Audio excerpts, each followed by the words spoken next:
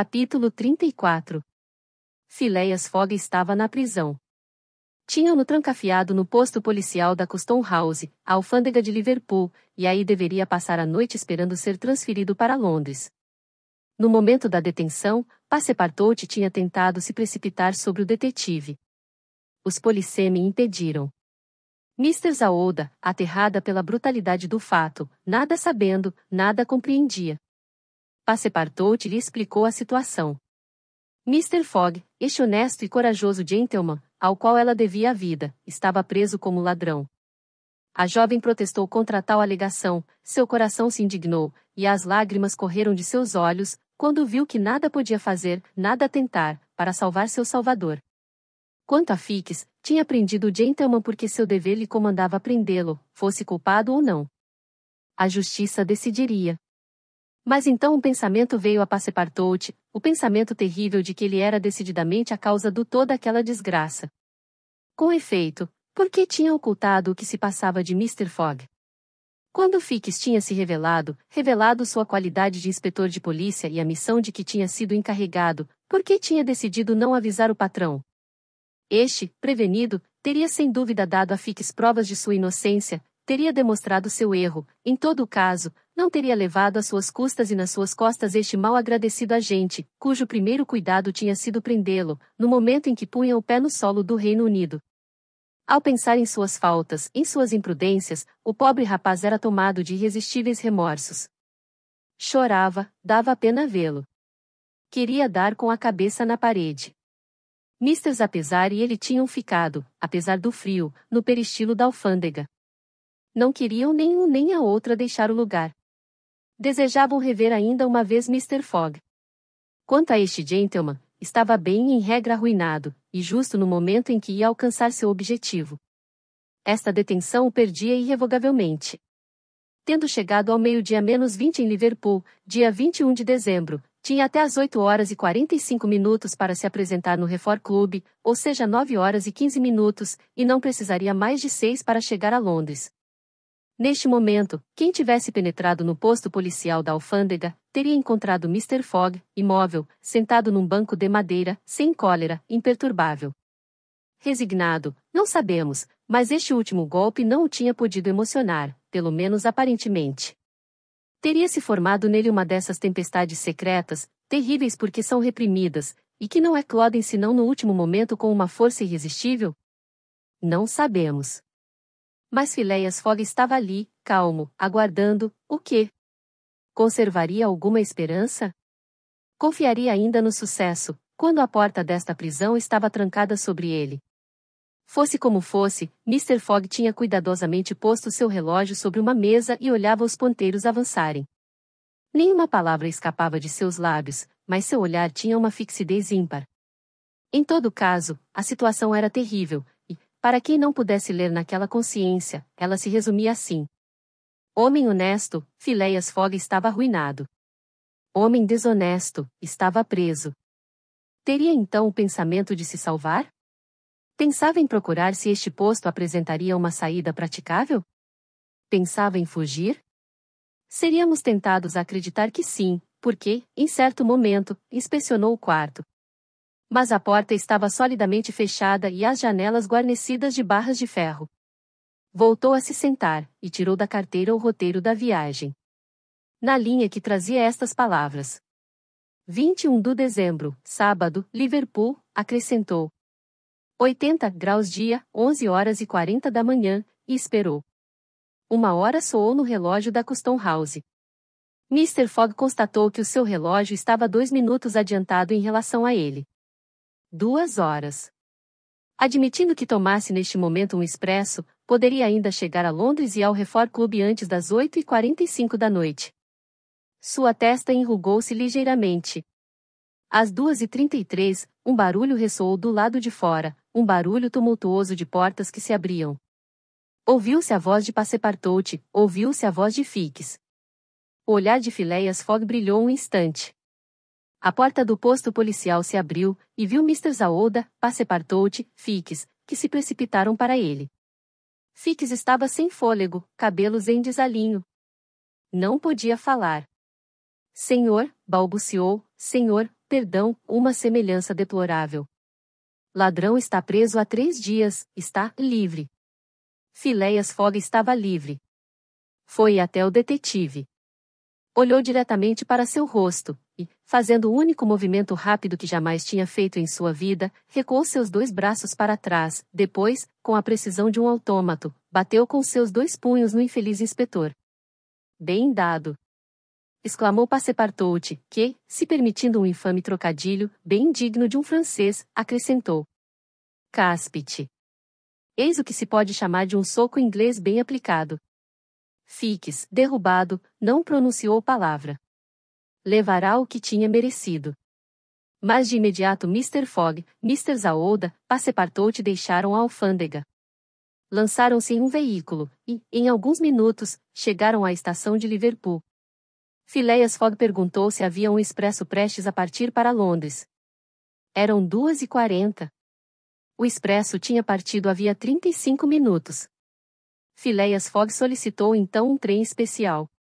Havia diversas locomotivas a vapor de grande velocidade, mas, atendendo às exigências do serviço, o trem especial só poderia deixar a estação às 3 horas. Às 3 horas, Phileas Fogg, depois de ter dito algumas palavras ao maquinista sobre uma certa gratificação, corria em direção a Londres, em companhia da jovem e do seu fiel servidor. Era preciso percorrer em 5 horas e meia a distância que separa Liverpool de Londres, coisa muito fácil quando a via está livre em todo o percurso. Mas houve atrasos forçados, e, quando o gentleman chegou à estação, 9 horas menos 10 soavam em todos os relógios de Londres. Phileas Fogg, depois de ter dado a volta ao mundo, chegava com um atraso de 5 minutos. Tinha perdido. Capítulo 35. No dia seguinte, os moradores de Savile Row teriam ficado bem surpresos, se lhes tivessem dito que Mr. Fogg tinha voltado para casa. Portas e janelas, tudo estava fechado. Nenhuma mudança se tinha produzido exteriormente. Com efeito, após ter deixado a estação, Phileas Fogg tinha mandado Passepartout comprar algumas provisões, e tinha voltado para casa. O gentleman tinha recebido com sua impassividade habitual o golpe que o ferira. Arruinado. E por culpa deste inspetor de polícia trapalhão. Após ter caminhado a passos seguros durante um longo percurso, após ter ultrapassado 1000 obstáculos, arrostado 1000 perigos, tendo ainda tempo para fazer algum bem pelo caminho, morrer na praia por um fato brutal, que não poderia prever, e contra o qual estava desarmado, era terrível. Da soma considerável que tinha levado ao partir, só lhe restava um saldo insignificante. Sua fortuna era só as 20.000 libras depositadas no Baring Irmãos, e essas 20.000 libras, ele as devia aos seus colegas do Reform Club. Após tantas despesas, ganhar a aposta não o teria enriquecido sem dúvida, e é provável que não tivesse procurado se enriquecer, sendo desses homens que apostam por honra, mas a aposta perdida o arruinava totalmente. E mais, a decisão do gentleman estava tomada. Sabia o que lhe restava fazer.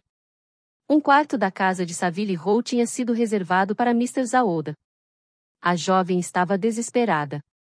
Por certas palavras pronunciadas por Mr. Fogg, compreenderá que este meditava algum plano funesto. Sabemos, com efeito, a que deploráveis extremos são levados às vezes esses ingleses monomaníacos sob a pressão de uma ideia fixa. Também Passepartout, sem parecer, vigiava seu patrão. Mas, assim que chegou, o honesto rapaz tinha subido ao seu quarto e apagado o bico que brilhava há 80 dias. Tinha encontrado na caixa do correio uma conta da companhia do gás, e pensou que era mais que tempo de parar com esta despesa pela qual era responsável. A noite passou. Mr. Fogg tinha deitado, mas teria dormido? Quanto a Mr. Zaouda, não pôde ter um só instante de repouso.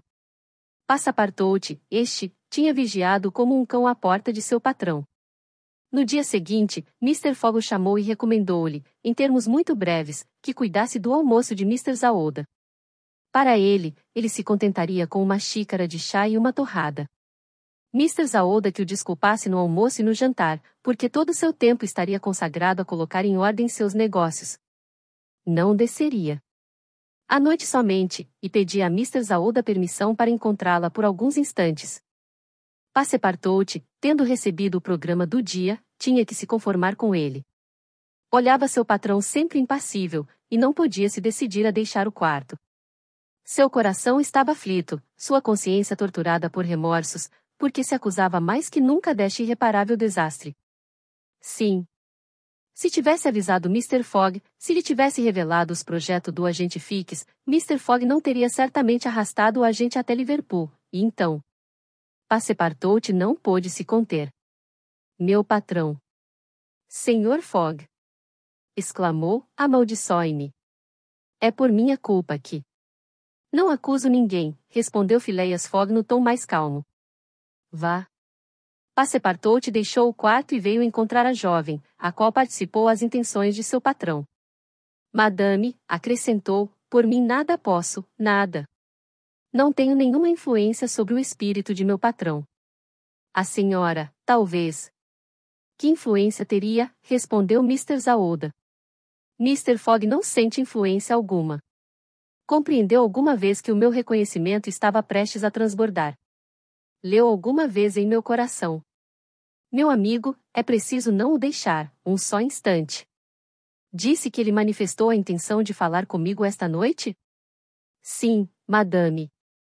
Trata-se sem dúvida de salvaguardar sua situação na Inglaterra. Esperemos, respondeu a jovem, que ficou toda pensativa. Assim, durante todo o domingo, a casa de Savile Row esteve como se tivesse estado desabitada, e, pela primeira vez desde que morava nessa casa, Phileas Fogg não foi ao seu clube, quando 11h30 soaram na torre do parlamento.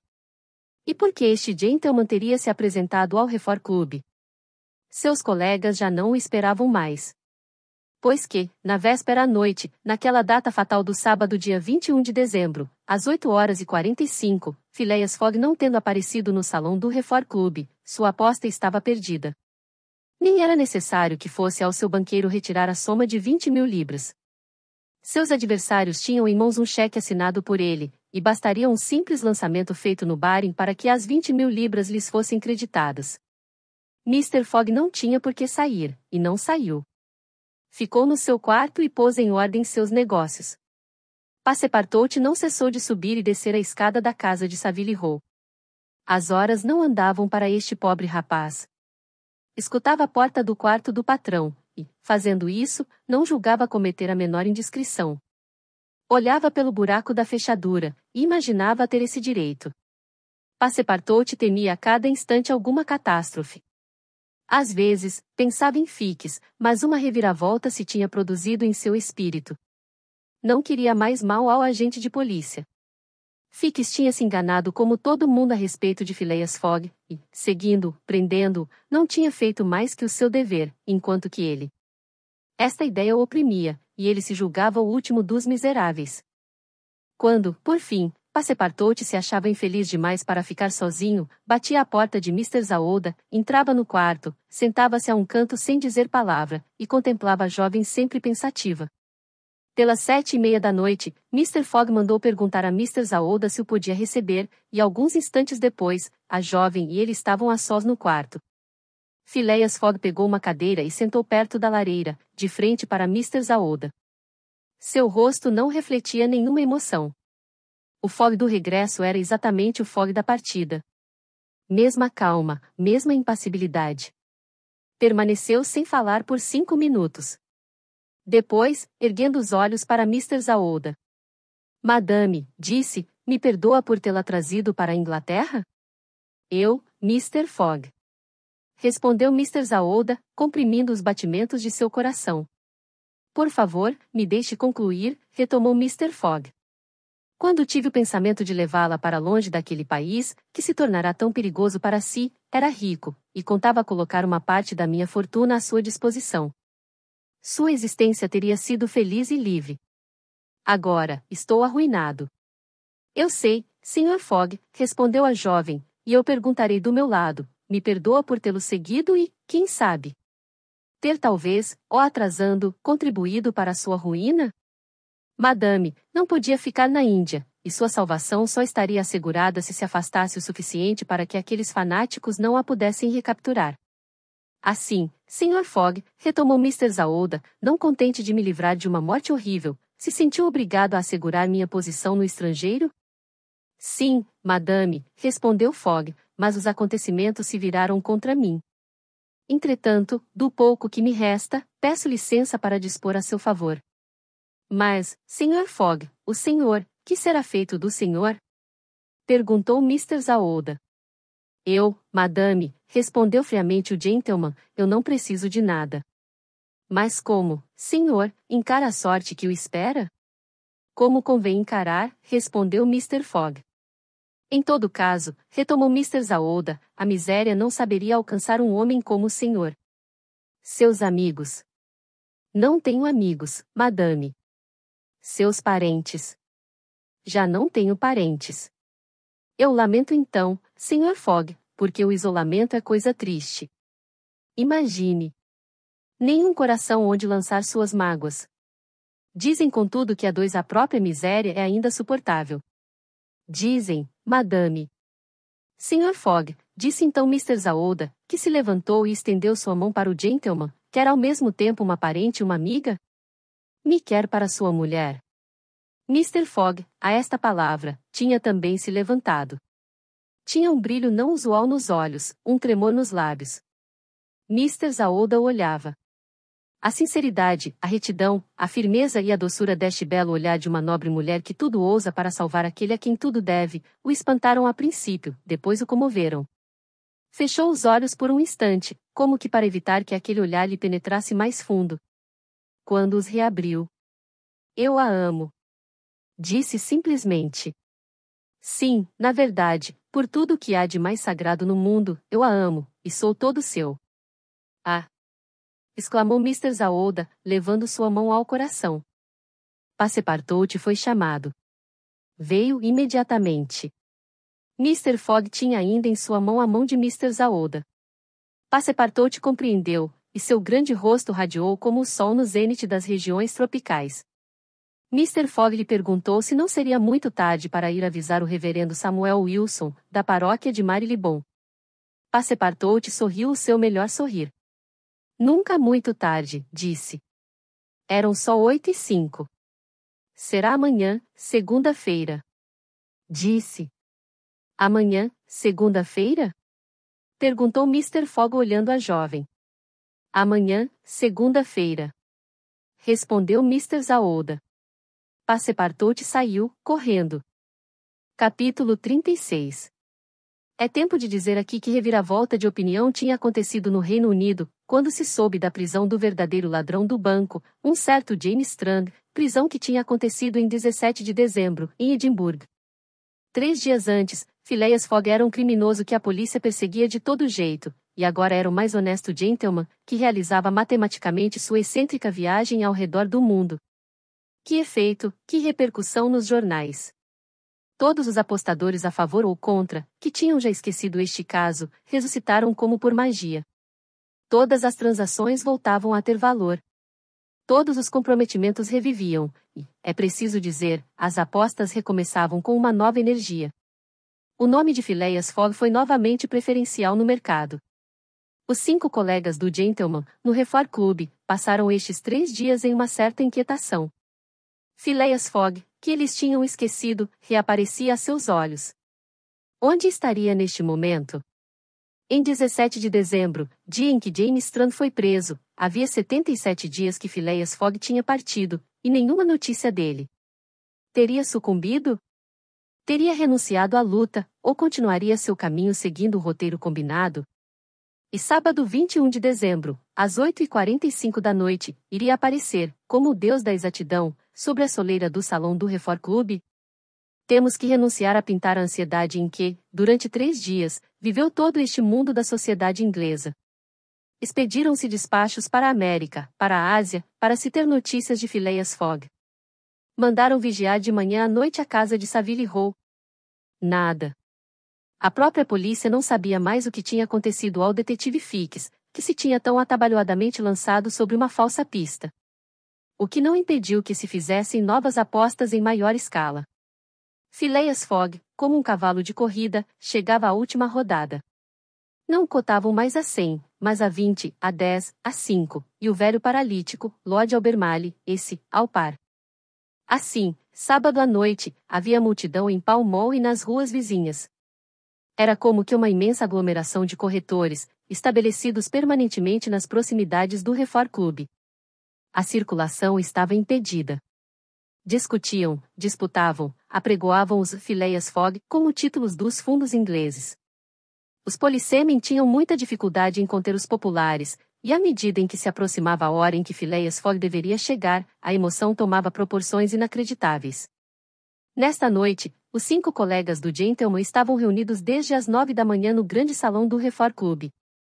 Os 2 banqueiros, John Sullivan e Samuel Fallentin, o engenheiro Andrew Stuart, Gauthier Ralph, administrador do Banco da Inglaterra, o cervejeiro Thomas Flanagan, todos esperavam com ansiedade. No momento em que o relógio do grande salão marcou 8h25, Andrew Stuart, levantando-se, disse: Senhores, em 20 minutos o prazo combinado entre Mr. Phileas Fogg e nós terá expirado. A que horas chegou o último trem de Liverpool? Perguntou Thomas Flanagan. Às 7h23, respondeu Gauthier Ralph, e o trem seguinte só chega à 00:10.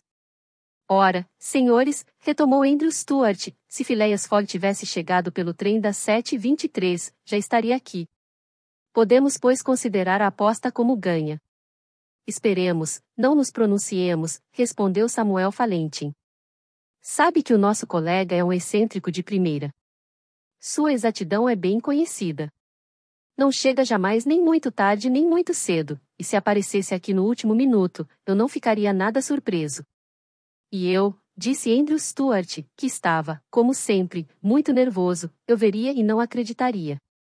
Com efeito, retomou Thomas Flanagan, o projeto de Phileas Fogg era insensato. Qualquer que fosse sua exatidão, não poderia impedir os atrasos inevitáveis de se produzirem, e um atraso de 2 ou 3 dias somente bastariam para comprometer sua viagem. Devem notar, além disso, acrescentou John Sullivan, que não recebemos nenhuma notícia de nosso colega, e entretanto os fios telegráficos não faltavam no seu percurso. Perdeu, senhores, retomou Andrew Stuart, 100 vezes perdeu. Sabem, além disso, que o China, o único paquete de Nova York que ele poderia ter pego para chegar a Liverpool em tempo hábil, chegou ontem. Ora, eis a lista dos passageiros, publicada pela Shipping Gazette, e o nome Phileas Fogg não figura nela. Admitindo as possibilidades as mais favoráveis, nosso colega está apenas na América. Avalio em 20 dias, pelo menos, o atraso que sofrerá em relação à data combinada, e o velho Lord Albemarle sofrerá, ele também, por suas 5.000 libras. É evidente, exclamou Gauthier Ralph, e amanhã só teremos que apresentar no Baring Irmãos o cheque de Mr. Fogg. Neste momento o relógio do salão soou 8h40. Ainda 5 minutos, disse Andrew Stuart. Os 5 colegas se entreolharam. Podemos supor que os batimentos de seus corações tivessem sofrido uma pequena aceleração, porque afinal, mesmo para excelentes jogadores, a partida era forte. Mas nada queriam deixar transparecer, porque, por proposta de Samuel Fallentin, sentaram-se a uma mesa de jogo. Não daria minha parte de 4.000 libras na aposta, disse Andrew Stuart, sentando-se, nem mesmo se me oferecessem 3.999. O ponteiro marcava, neste momento, 8h42. Os jogadores tinham pego as cartas, mas, a cada instante, seus olhares se voltavam para o relógio. Podemos afirmar que, qualquer que fosse sua segurança, jamais minutos lhes tinham parecido tão longos. 8h43, disse Thomas Flanagan, cortando as cartas que lhe apresentava Gauthier Ralph. Depois 1 minuto de silêncio se fez. O vasto salão do clube estava tranquilo. Mas, lá fora, ouviu-se a barulheira da multidão, em que dominavam às vezes gritos agudos. O pêndulo do relógio marcava os segundos com uma regularidade matemática. Cada jogador poderia contar as divisões sexagesimais que feriam seus ouvidos. 8h44. Disse John Sullivan numa voz em que se percebia uma emoção involuntária. Não mais que 1 minuto, e a aposta estaria ganha. Andrew Stuart e seus colegas não jogavam mais. Tinham abandonado as cartas. Contavam os segundos. Ao 40º, nada. Ao 50º, nada ainda. Ao 55º segundo, ouviram uma espécie de trovoada lá fora, aplausos, urras, e até imprecações, que se propagaram em maremoto contínuo. Os jogadores se levantaram.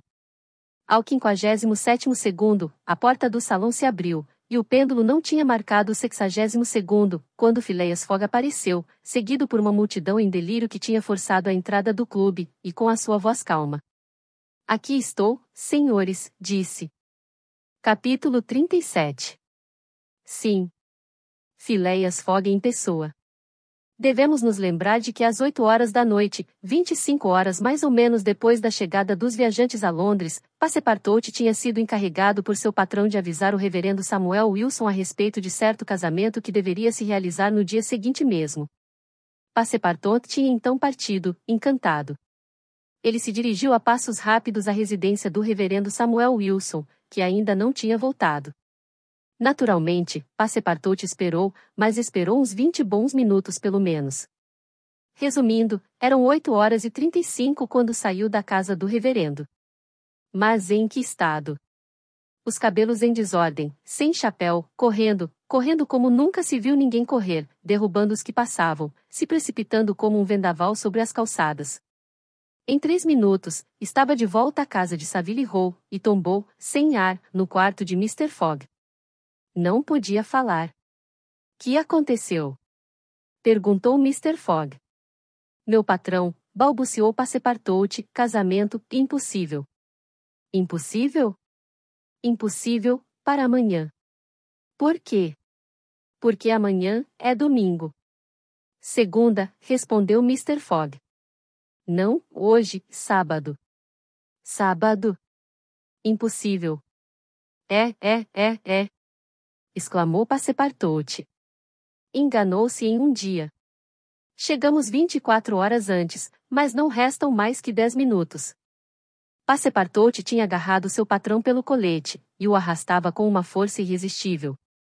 Phileas Fogg, assim levado, sem ter tempo para refletir, deixou seu quarto, deixou sua casa, saltou para um cab, prometeu 100 libras ao cocheiro, e após ter esmagado 2 cães e colidido com 5 veículos, chegou ao Reform Club. O relógio marcava 8 horas 45, quando apareceu no grande salão. Phileas Fogg tinha completado a volta ao mundo em 80 dias. Phileas Fogg tinha ganho sua aposta de 20.000 libras. E agora, como é que um homem tão exato, tão meticuloso, tinha podido cometer este erro de dia? Como se acreditava no sábado à noite, 21 de dezembro, ao desembarcar em Londres, quando estava na sexta, 20 de dezembro, 79 dias somente após sua partida? Eis a razão deste erro. Bem simples. Phileas Fogg tinha, sem dúvida, ganho um dia sobre seu itinerário, e isto unicamente porque tinha feito a volta ao mundo indo para leste, e teria, pelo contrário, perdido este dia indo em sentido inverso, ou seja para o oeste. Com efeito, andando para o leste, Phileas Fogg ia à frente do sol, e, por conseguinte os dias diminuíam para ele tantas vezes 4 minutos quanto os graus que percorria naquela direção. Ora, temos 360 graus na circunferência terrestre, e estes 360 graus, multiplicados por 4 minutos, dão precisamente 24 horas, isto é, o dia em consentimento ganho. Em outros termos, enquanto Phileas Fogg, andando para leste, viu o sol passar 80 vezes pelo meridiano, seus colegas que tinham ficado em Londres só o viram passar 79 vezes. Eis porque, naquele dia, que era sábado e não domingo, como supunha Mr. Fogg, eles o esperaram no salão do Reform Club. E é o que o famoso relógio de Passepartout, que tinha sempre conservado a hora de Londres, teria constatado-se, ao mesmo tempo que os minutos e as horas, tivesse marcado os dias. Phileas Fogg tinha portanto ganho as 20.000 libras. Mas como tinha gasto pelo caminho cerca de 19.000, o resultado pecuniário era medíocre. Todavia, e isso já foi dito, o excêntrico gentleman só tinha, nesta aposta, procurado a luta, não a fortuna. E mesmo, as 1.000 libras restantes, as dividiu entre o honesto Passepartout e o infeliz Fix, a quem era incapaz de querer mal. Apenas, e por respeito às regras, descontou do seu servidor o preço das 1.900 horas do gás consumido por sua culpa. Naquela mesma noite, Mr. Fogg, tão impassível, tão fleumático, dizia a Mr. Zaouda: "O casamento ainda lhe convém, madame?" "Mr. Fogg", respondeu Mr. Zaouda, "é a mim que cabe fazer essa pergunta. Estava arruinado, agora está rico. Me desculpe, madame, esta fortuna lhe pertence." Se não tivesse tido a ideia do casamento, meu criado não teria ido à casa do reverendo Samuel Wilson, eu não teria sido avisado do meu erro. E, querido Sr. Fogg, disse a jovem. Querida Oda, respondeu Phileas Fogg. Como é fácil supor, o casamento se realizou 48 horas mais tarde, e Passepartout, soberbo, resplandecente, deslumbrante, figurou como padrinho da jovem. Não a tinha salvo, não lhe deviam aquela honra? Somente, no dia seguinte, ao alvorecer, Passepartout bateu com insistência na porta de seu patrão. A porta se abriu, e o impassível gentleman apareceu. O que é que há, Passepartout? Isso, senhor. É que acabo de perceber agora há pouco. O quê? Que poderíamos ter feito a viagem à volta ao mundo em 78 dias apenas. Sem dúvida, respondeu Mr. Fogg, não atravessando a Índia. Mas se eu não tivesse atravessado a Índia, não teria salvo Mr. Zaouda, ela não seria minha mulher, e Mr. Fogg fechou tranquilamente a porta. Assim, pois, Phileas Fogg tinha ganho sua aposta. Tinha feito em 80 dias a viagem ao redor do mundo. Tinha empregado para fazê-la todos os meios de transporte, paquetes, railways, carruagens, iates, navios mercantes, trenós, elefante.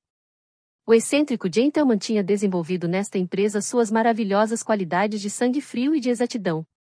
Mas afinal, o que tinha ganho neste deslocamento? O que alcançara com esta viagem? Nada, diriam. Nada, vá lá, a não ser uma sedutora mulher, que, por mais inverossímil que possa parecer, o tornou o mais feliz dos homens. Na verdade, não faríamos, por menos que isso, a volta ao mundo?